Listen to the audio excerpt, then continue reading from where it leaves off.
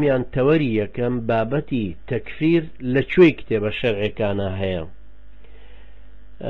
بە شێوەیەکی گشتی ئەم مەوزوعە طبعاً وەکو هەمومان نەزانین بابەتێکە گرنگیەکی زۆری پێدراوە لەلایەن زانایانی ئیسلامەوە هەر لە کۆنەوە لە زمانی سەحابە هەروەها پاشان لە دوای سەحابە کە ئەڵین تەکفیر مەبەستمان بە کافردانانی کابرایەکە کە ئەسڵ مسلمان بووە جا ئایا خۆی مسلمان بووە مباشر یان بەهۆی دایک و باوکیەوە کە لەوانەوە لە دایک بووە بە مسلمانێتی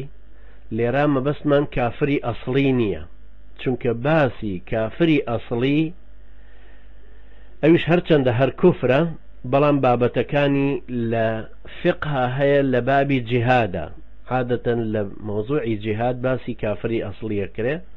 ئەوە شوێنی ئەوەیە کە ئەژوترێت تەکفیر واتە حکومدانی کابرایەک بەوەی کە کافر بووە ئەمەش ئەوەیە کە زۆر جار ئەیبیستین یان لە کتێبە عەقائیدیەکانە بە تەکفیر المعەیەن ناسراوە باسەکرێ واتە بە تەکفیردانانی شەخصی ئەو کابرایە ئێمە لێرە مەبەستمان لەوەیە ئەجینا کە بە شێوەیەکی کوفری عام ئەوترێ و ئەحکامە یعنی چۆن ئەڵێن هەر کەسێک بالغ بوو بڵێن مسلمانی بالغ بوو لە ڕەمەزانە بوو مسافر نەبوو نەخۆش نەبوو ڕۆژی ڕەمەزانەکەی لەسەر فەرزە گرتوێتی ئەگەر قومێ ئاوی بە عەمدەن خواردەوە ڕۆژەکەی ئەشکێ ئەمە حکمی گشتیە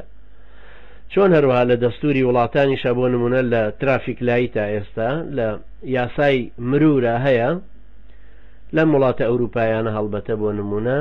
ئەگەر قایشەکەت نەبەست بوو بۆ نمونە لە شوێنێکی وەکو نەرویج $100 غەرامە کرێی یعنی تۆ لە تەنیشتی سایقەکە سوار بووبی تۆبی یا سایقەکە بە یایەکیشی تربێوانە قیێوان نییە ئەڵێ هەر کەسێک قایشەکەی نەبەست بوو $100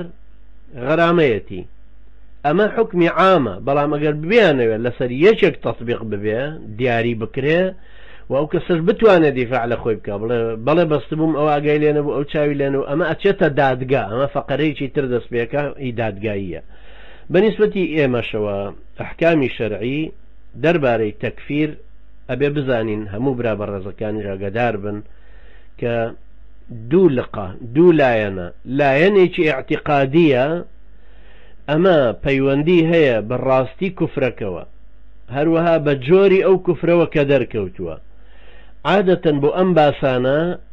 ئەبێ بگەڕینەوە سەر کتێبەکانی عەقیدە لە ئەبوابی ئیمانە هەیە لە باسی عەقیدە هەیە ئەنجا فەصلێک هەیە عادەتەن پیانەوترە نەواقض الئیمان واتە ئەوانەی کە باوەڕ هەڵەوەشێنەوە یان هەڵیەتەکێنن یا ئەوانەی کە پێچەوانەی ئیمانن